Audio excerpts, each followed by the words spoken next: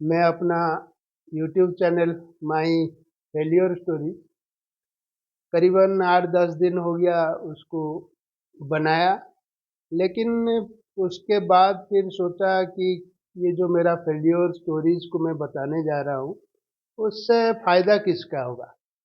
ये सोच के फिर ज़्यादातर ये हम लोग देखते हैं कि जो अपना फेलियर्स रहता है कोई तो किसी को बताता नहीं, सच बात तो बताता नहीं।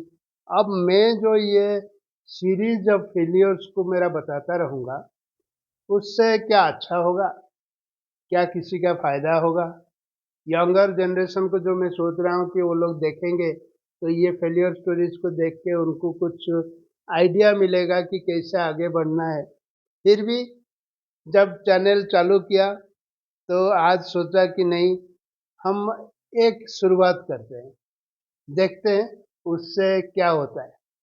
तो मैं आज आपको मेरा एक एक्सपीरियंस बोल सकते हैं, मेरा एक तजुर्बा बोल सकते हैं, मैं आपके साथ शेयर करना चाहता हूँ। एक टाइम था, एक टाइम क्या आज भी है, कि मेरा मन में ये था कि मेरा एक खुद का एक फार्म हाउस हो। फार्म हाउस जिसमें मैं अपना एग्रीकल्चर कर सकता हूँ, छोटे मोटे पेट्स को रख सकता हूँ। ये सब नॉर्मल जैसे होता है कि एक मेरा खुद का एक फार्म हाउस में बनाना चाहता था। अब फार्म हाउस के लिए मैं हूँ उड़ीसा का आदमी, उड़िया आदमी। उड़ीसा में तो बहुत सारे नेचुरल ब्यूटीज है, उसमें कुछ कहने की बात नहीं। लेकिन मैं पहले से ही डिसाइड कर लिया कि मुझे जो जहाँ भी ज़मीन लेना है उसमें तीन चीज़ का बहुत ज़रूरत है। ये तीन चीज़ हुआ कि जैसे पहला हुआ कि एक पहाड़ होना चाहिए। पहाड़ मतलब कि हिल, हिल जैसे छोटा हो बड़ा हो, एक हिल होना चाहिए। दूसरा है कि एक वाटर सोर्स होना चाहिए। वाटर सोर्स मतलब मैं ये नहीं बोल रहा, ट्यूबवेल का बात नहीं कर रहा, मैं क्लियरली ये सोच रहा था एक छोटा सा नदी, छोटा हो बड़ा हो, एक नदी होना चाहिए। और तीसरा चीज क्या है, रोड रहना चाहिए। तो मेरा तीन चीज था फार्म हाउस ढूंढने से पहले। जब जमीन खरीदने लगा, मैं खरीदने के लिए सोचा, तब मैं ये चीज सोचा कि एक तो पहाड़ होना चाहिए, दूसरा नदी होना चाहिए, तीसरा रोड होना चाहिए। वही उसी जगह में मैं अपना एक जमीन लेके वहां पे फार्म हाउस चालू करना चाहता था। उड़ीसा में मैं करीबन आप समझ लो 20-25 जगह घूमा, उसी चक्कर में कि कहाँ पे मुझे ये सारे चीज मिल जाए। खैर, क्या होता था प्रैक्टिकली, क्या होता था कि मुझे नदी तो मिल जाता था और पहाड़ भी मिल जाता था जमीन के पास, लेकिन रास्ता नहीं मिलता था। जो भी रास्ता मुझे दिख रहा था उधर, समझ लो कहीं पे 10 फीट का, कहीं पे 12 फीट का, 15 फीट का, जो भी रास्ता है वो काफी कच्चा रास्ता था।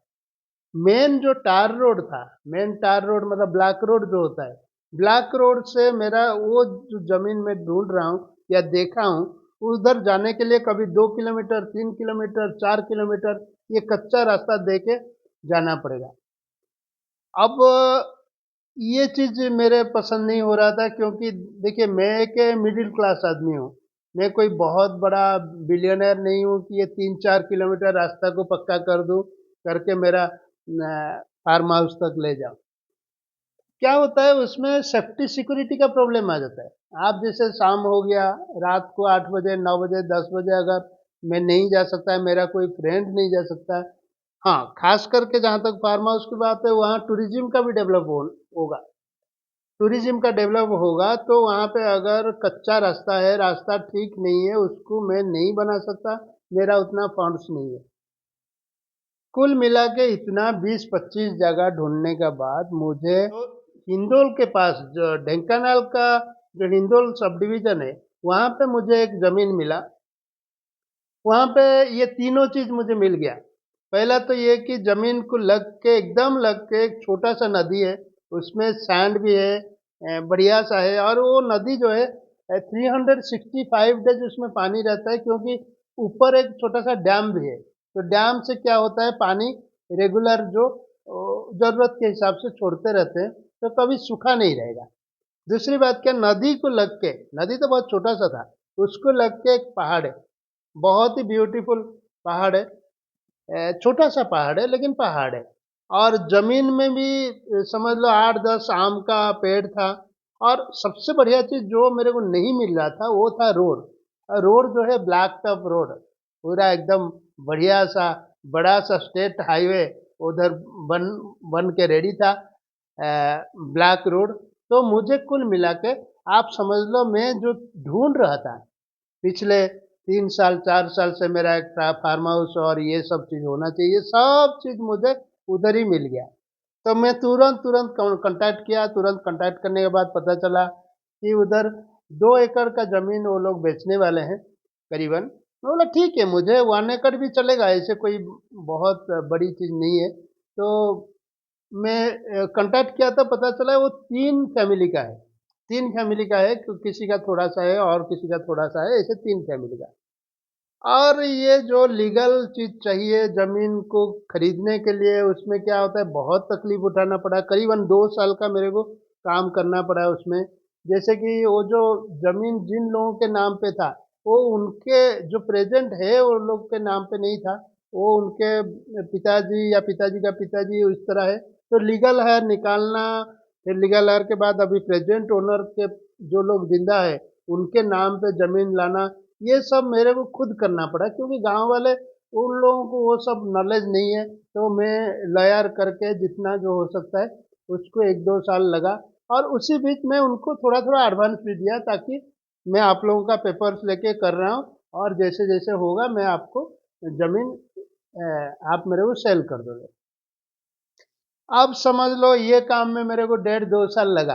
1.5-2 साल लगने का बाद फिर जमीन बेचने का टाइम जब आया, वो लोग थोड़ा रेट के इधर उधर किए, वो बड़ी बात नहीं होता है।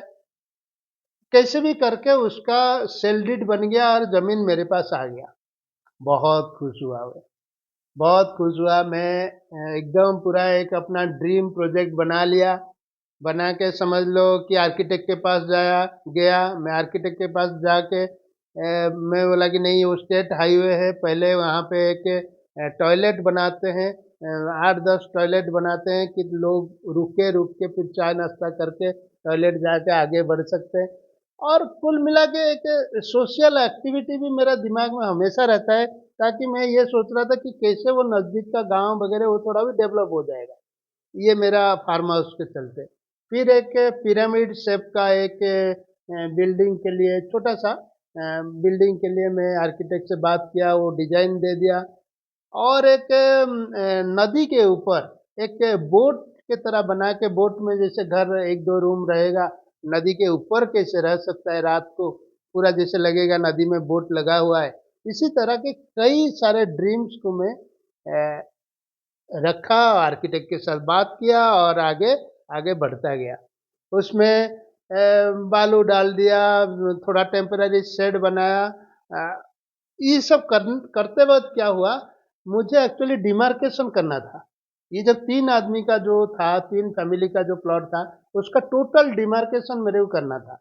उसी में क्या हुआ, मुझे करीबन समझ लो 1.5-2 साल लग गया। आरआई ऑफिस जाओ, आरआई ऑफिस में कोई नहीं रहता है, वो आरआई वारआई कुछ नहीं रहते। वहाँ पे एक पियन रहता था, वही पियन ही हमेशा वो सब काम करता था, थोड़ा बहुत पैसा लेगा, काम करेगा। वो जितने बार भी 1-2 बार क्या हुआ, वो आया तो वो जो हमारा जो नेबर था, उसका एक आदमी, सारे तो नहीं बोल सकता, उसका एक आदमी काफी नोटोरियस माइंड का था। वो खुद कुछ करेगा नहीं या दूसरे को भी करने नहीं देगा। वो आदमी पहले वो क्या था, वो आरआई डिपार्टमेंट में कुछ नौकरी करता था, फिर वो रिटायर्ड हो गया। वो आदमी हमेशा क्या करता था, कुछ ना कुछ रीजन दे के उसको कैंसिल कर देता था। तो मेरा, आप समझ लो 2-2.5 साल हो गया, डिमार्केशन हो नहीं पा रहा है। करीबन मैं 8-10 बार उस जगह पे जाता हूँ, और जितने बार भी जाता हूँ समझ लो मेरा 2-3 हज़ार का खर्चा होता है। क्योंकि जगह वो जो था, वो मेरा घर जो है, घर था भुवनेश्वर में, और ये जगह था 70-80 किलोमीटर, 80 किलोमीटर लगभग। तो मुझे जाना जाना और बाकी जो 2-4 लोगों को खिलाना पिलाना, इसमें खर्चा होता ही रहता था। छोटे छोटे प्रॉब्लम सब आता गया। जैसे मैं आपको बताया डिमार्केशन का, डिमार्केशन कैसे भी करके फिर मैं कुछ लोगों को बुला के कैसे भी करके 3 साल बाद गवर्नमेंट के तरफ से जो उसका प्रोसीजर के हिसाब से कैसे ज़मीन का डिमार्केशन होगा, अप्लाई किया। उसमें भी दुनिया भर का पेंच है, आज आरआई नहीं है, कल कलेक्टर मीटिंग है, ये सब चलता रहा, ये सब चलता रहा करके फिर मैं डिमार्केशन किया। फिर वो बारबाड वायर जो होता है उसमें चारों तरफ जमीन का बारबाड वायर दिया। अब एक नया डिस्प्यूट आ गया। मुझे पता नहीं था कि ये गांव वगैरह में जब जमीन बेचते हैं तो जमीन के साथ पेड़ नहीं बेचते। वो बोलने लगा एक आदमी कि ये जो पेड़ है वो मेरा है, जमीन तो मैं बेचा लेकिन वो पेड़ मेरा है। अच्छा, अगर तुम्हारा ये पेड़ है कोई बात नहीं, उसका पेड़ का पैसा ले लो। आम का पेड़ है, 4,000 8,000 5,000 कुछ तो बताओ, बता के उसका पैसा ले लो। वो आदमी क्या किया कि ना पैसा बता रहा है, ना बेच रहा है, ना कुछ कर रहा है, हमेशा आके वो डिस्टर्बेंस कर रहा है। बहुत मेंटल अपसेट हुआ। बेहद मेंटल अपसेट होने के बाद मैं क्या करूँ, उसमें कुछ समझ में नहीं आ रहा है। इसी बीच और एक प्रॉब्लम आया। मैं आपको ये प्रॉब्लम इसलिए बता रहा हूँ कि ये जेन्युइन हुआ है मेरे साथ, ताकि मैं माई फेलियर स्टोरी में ये सब चीज़ बताना चाहता हूँ। आप आगे चल के जब इस तरह का कोई चीज़ करना चाहते हैं तो आप इसके ऊपर ध्यान दीजिए। पहले बात तो ये कि बिना डिमार्केशन के, बिना, हो सका तो बाउंड्री वॉल बनाओ, फिर सेल, फिर परचेज करो। आप बिना बाउंड्री वॉल के आप अगर परचेज करते हो तो इसी तरह का प्रॉब्लम आ जाएगा। 3-4 साल तक मेरा ये चीज़ लटकता रहा।